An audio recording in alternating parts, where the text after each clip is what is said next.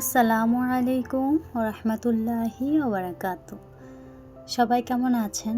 আশা করছি কাছে কিংবা দূরে, দেশ অথবা দেশের বাইরে, যে যেখান থেকে আজকে আমার ভিডিওটি দেখছেন সবাই অনেক অনেক বেশি ভালো আছেন। আলহামদুলিল্লাহ আমরাও ভালো আছি। তো নতুন আরও একটি ভিডিও নিয়ে আপনাদের মাঝে হাজির হয়ে গেলাম। আশা করছি আমার আজকের ভিডিওটিও আপনাদের কাছে ভালো লাগবে। তো শুরুতেই হচ্ছে সবাইকে পবিত্র ঈদুল আজহার অনেক অনেক শুভেচ্ছা জানাচ্ছি। যদিও এটা ঈদের পরে আপলোড হচ্ছে, কিন্তু এটা তো ঈদের দিন থেকেই শুরু, মানে তার আগের দিন বিকেল থেকে যখন রাইসার বাবা ফোন দিয়ে বলল যে গরু কেনা হয়ে গিয়েছে। তো সেজন্য আর কি খুশিতে বাবা হচ্ছে দুই নাতনিকে নিয়ে বাইরে এসে সে কখন থেকে অপেক্ষা করছে যে কখন আসবে, সে তার দুই নাতনিকে নিয়ে একসাথে হচ্ছে গরু দেখবে আর কি।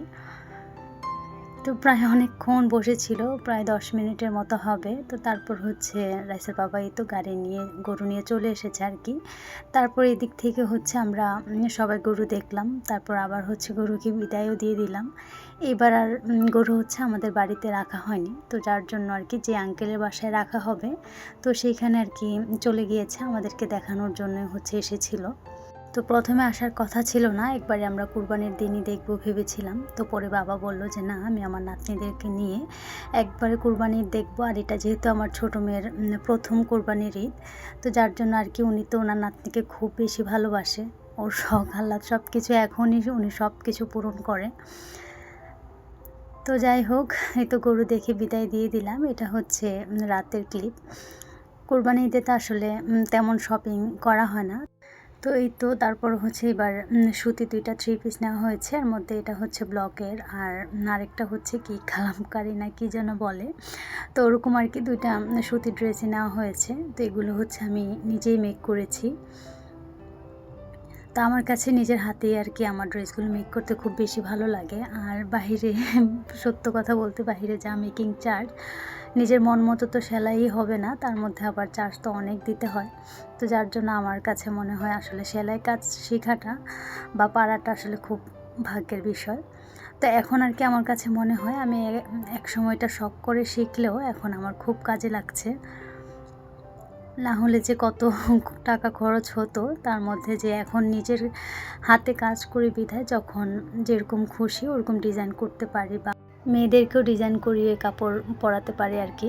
তো আমার মেয়েদের যে আমি পরাতে পারি সেটি আমার কাছে বেশি আনন্দের। আর যখনই মনে হয় যে এককালে আমি হচ্ছে শখ করে শিখেছিলাম বেশ অনেক বছর আগে, তো এটা আমার কাছে এখন অনেক বেশি কাজে দিচ্ছে।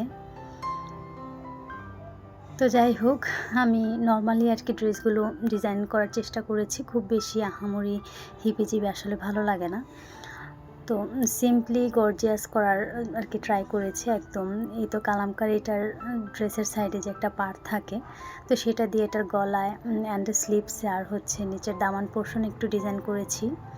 আর এটার মধ্যে যেহেতু কালো একটু ছিটে ফোটা আছে, তো যার জন্য কালো পাইপিং করেছি। এটার পায়জামাও হচ্ছে কালো, যদিও এটার সাথে প্রিন্টের পায়জামা, কিন্তু আমি কালোই পরবো, প্রিন্টের প্যান্ট বানাবো না আর কি।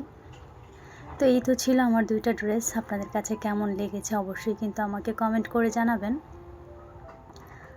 এটা হচ্ছে ঈদের দিন সকাল থেকে আমি তো বরাবরই হচ্ছে 2 দিন আগের বেডশিটগুলো চেঞ্জ করে রাখি, কিন্তু এবার আর হচ্ছে করা হয়নি। আর এই সকালটা যে আমার কী ঝামেলার মধ্যে কেটেছে সেটা তো আর বলে বোঝাতেই পারবো না। একে তো ঈদের দিন সকালে আমাকে নাস্তা তৈরি করতে হয় ঘরের সবার জন্য, সবাই নাস্তা ছাড়া আসলে খেতে পারে না কোনো কিছু, অন্য কোনো কিছু আর কি খেতে পারে না। তো নাস্তা বানানোর পর এই তো এখন এসে কি মেয়েকে রেডি করাবো নাকি বেডশিটগুলো চেঞ্জ করব, একটা মানে হিবিজিবি একটা অবস্থা। তো ওই রুমের হচ্ছে মানে ড্রয়িং রুমের বেডশিট চেঞ্জ করে এসে ভাবলাম যে না, মেয়েকে আগে রেডি করিয়ে দিই, অনেকটা বেশি দেরি হয়ে যাচ্ছে। ঈদ তো তাদেরই, আমাদের বড়দের তো আর এখন আর তেমন ঈদের আনন্দ লাগে না। তো বসে পড়লাম হচ্ছে মেয়েকে রেডি করাতে, আর আমি ওকে কি রেডি করাবো, ও বসে বসে আমাকে ডিরেকশন দিচ্ছিল, আম্মু এভাবে করবে ওভাবে করবে, মানে ও আমাকে শিখিয়ে দিচ্ছিল আর কি। তো একদম হালকাভাবে আমি সবসময় আমার মেয়েকে সাজানোর চেষ্টা করি। তো এই তো সাজানোর পর যখন আমি বললাম যে না একদম রেডি তুমি, তখন মনে করলো যে আম্মু আমার তো আংটি পরিয়ে দিলে না, তো তখন আবার হচ্ছে আংটি পরিয়ে দিলাম। কত দিকে খেয়াল ওনার।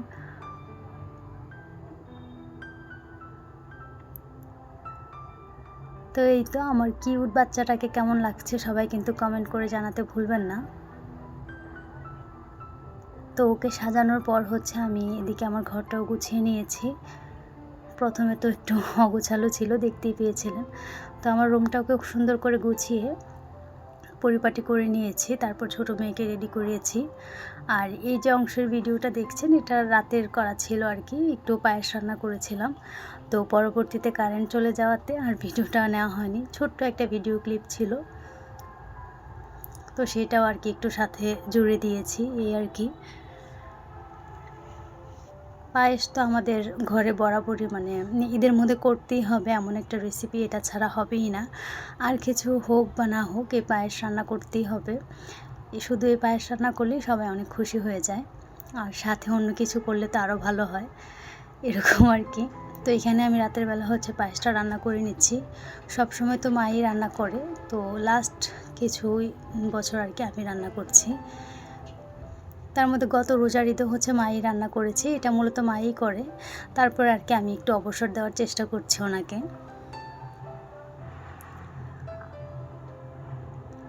তো পায়েসটাকে খুব ভালো করে ঠান্ডা করে নিয়ে আমি হচ্ছে এরকম বক্সে রেখে দিয়েছি, যেহেতু এগুলো তার বাইরে থাকবে না, ফ্রিজে রাখতে হবে, তো যার জন্য এয়ারটাইট বক্সে করে আমি রেখে দিয়েছি।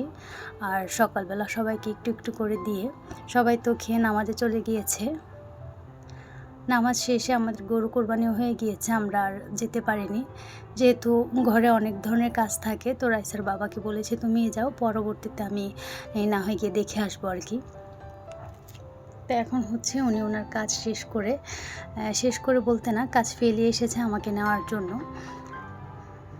তো দেখলাম যে বেশ একটু দূরেই, মনে করেছিলাম যে আশেপাশে কোথাও হবে, তো দেখলাম যেতে যেতে পথ যেন শেষই হচ্ছে না, অনেকটা দূরেই। তো এসেই তো এখানে দেখি সবাই কাটাকাটি করছে। এটা তো গতবার আমাদের বাড়িতেই ছিল, তো এবার আর কি ওনাদের আঙ্কেলদের বাসায় হয়েছে। আসলে সবারই তো শখ থাকে।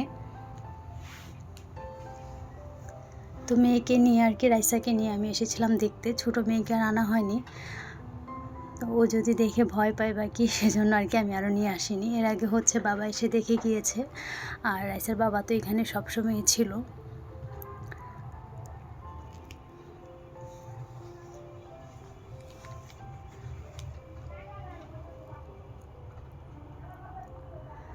তো মাংস কাটাকাটি তো করতে করতে অনেকটা সময় লাগবে, মাংস আসতেও দেরি হয়ে যাবে।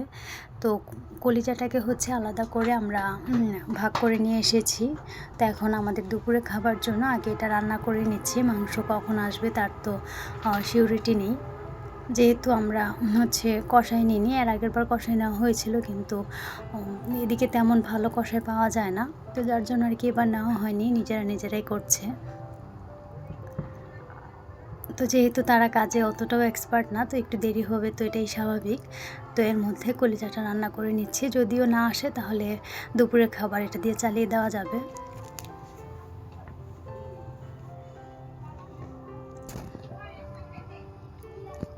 তো প্রথমে হচ্ছে কলিজাটাকে আমি ভালো করে সেদ্ধ করে পানিটা ফেলে দিয়েছি।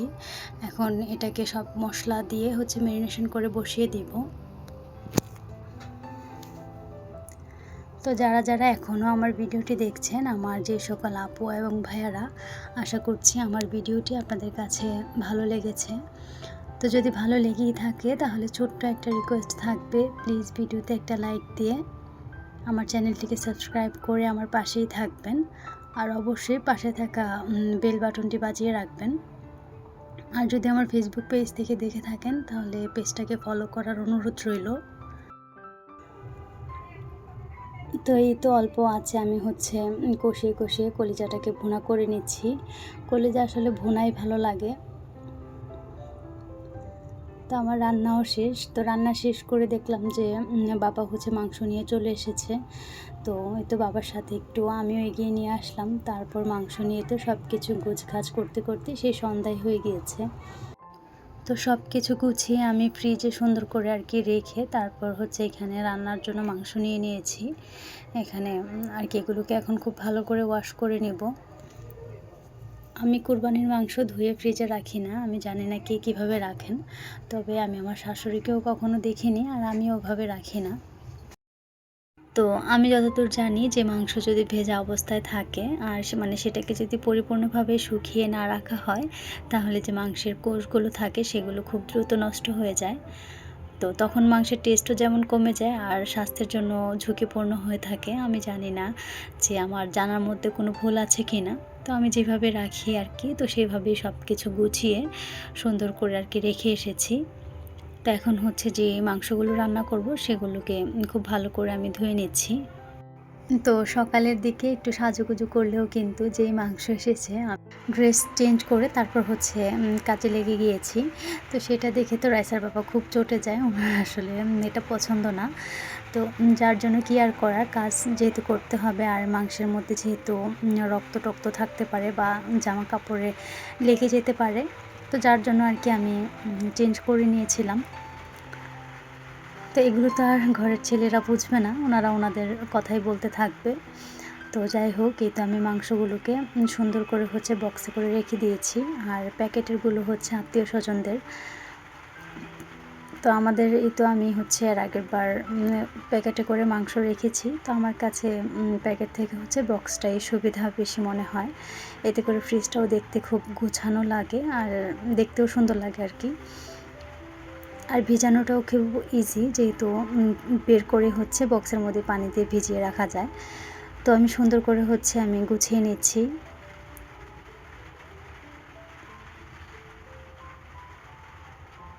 তো কারা কিভাবে হচ্ছে কুরবানির ঈদে মাংস সংরক্ষণ করেন অবশ্যই কিন্তু আমাকে কমেন্ট করে জানাতে পারেন। তো মাংস রাখতে গিয়ে দেখলাম যে ফ্রিজে হচ্ছে ওইভাবে জায়গা হচ্ছিল না। তো যার জন্য আর কি একটা তাক হচ্ছে আমি নামিয়ে রেখেছি। তারপর দেখলাম খুব সুন্দরভাবেই হচ্ছে ফ্রিজে জায়গা হয়ে গিয়েছে। আর ওই তাকসহ রাখলে একদম জায়গা তো হচ্ছিল না, পুরো ফ্রিজ মনে হচ্ছিল যে রেখেও বক্স বাকি ছিল। তো ওটা নামানোর পর খুব সুন্দরভাবে জায়গা হয়ে গিয়েছে। রোজার ঈদে আমাদের দুপুরবেলা অনেক কিছু রান্না করা হলেও কুরবানি ঈদের দিন কিন্তু পুরোই ভিন্ন। ওই দিন হচ্ছে মাংস ছাড়া আর অন্য কোনো কিছুই রান্না করা হয় না। তো সেজন্যই আর কি মাংসের জন্য অপেক্ষা করে বসে থাকতে হয়েছিল। তো এখন তো সন্ধ্যা হয়ে গিয়েছে। তো মাংস বসিয়ে দিচ্ছি সব কিছু দিয়ে, মশলা দিয়ে আর কি মাখিয়ে। আর এই ঈদের দিনের মাংস একটু বেশি করে রান্না করলেই না ভালো লাগে। এটা আস্তে আস্তে যখন জাল করতে করতে মাংসগুলো ঝুরা হয়ে যায়, সেটা খেতে কিন্তু খুব বেশি মজা লাগে। তো প্রথমে ভেবেছিলাম যে ওই পাতিলটাতেই মাংসগুলো হয়ে যাবে। তো পরবর্তীতে দেখলাম যে আমার মাখতে খুব বেশি কষ্ট হয়ে যাবে। আর যদি মাখাটা ভালো না হয় তাহলে কিন্তু মাংস খেতেও ভালো লাগবে না। তো সেজন্য আবার হচ্ছে পাতিলটাকে চেঞ্জ করে নিয়েছি। তা এখন হচ্ছে এই পাতিলে আবার ট্রান্সফার করে আর বাদ বাকি সব মশলা দিয়ে সুন্দরভাবে এখন হচ্ছে মাখিয়ে নিব। তো আমার সকল প্রিয় আপু এবং ভাইয়াদের যারা আমার ভিডিওটি এখনও দেখছেন, তো সবার ঈদ কেমন কেটেছে সেটা কিন্তু আমাকে অবশ্যই কমেন্ট করে জানাবেন। আলহামদুলিল্লাহ আমাদের ঈদ তো এবার অনেক অনেক বেশি ভালো কেটেছে। তো আপনারাও কমেন্ট করে জানালে আমি অনেক বেশি খুশি হব যে আমার প্রিয় আপু ভাইয়াদের ঈদ কেমন কেটেছে। আমাদের মুসলিমদের জন্য এই দুই ঈদই হচ্ছে আমাদের সবচেয়ে বড় উৎসব, বা এগুলি হচ্ছে আমাদের আনন্দের দিন। তো এগুলো যদি আনন্দের সাথে না কাটে তাহলে কিন্তু আমাদের ভালো লাগে না। তো আপনাদের কেমন কেটেছে সেটা কিন্তু অবশ্যই কমেন্ট করে জানাবেন। তো এই তো রান্না বসিয়ে দিয়ে এদিকে যা কিছু হচ্ছে জমেছিল সব কিছু ক্লিন করে নিচ্ছি। এর মধ্যে হচ্ছে এই ওয়েট স্কেলটাও একটু ভালো করে পরিষ্কার করে নিচ্ছি। একটু হালকা একটা ভেজা কাপড় দিয়ে মুছে নিচ্ছি, যেহেতু মাংস চর্বি টর্বি লাগতে পারে। তো সেই হিসেবে আর কি একটু মুছে নিলাম। সারাদিনে ঘরে তেমন কোনো কাজ না থাকলেও দেখা গিয়েছে সকালবেলা যখন আর কি ঘরটর গুছানো শেষ হয়ে গিয়েছিল, তো তারপর থেকে তো আর তেমন কোনো কাজ ছিল না। কিন্তু যখন থেকে মাংস এসেছে সেই জোর কদমে হচ্ছে কাজে লেগে পড়েছি। আর সেই কাজ একদম শেষ হয়েছে হচ্ছে রাত 11টা বাজে। তো সব কিছু গুছিয়ে আসলে রান্না করে তারপর ক্লিন করতে করতে আর কি সময়টা লেগে গিয়েছে।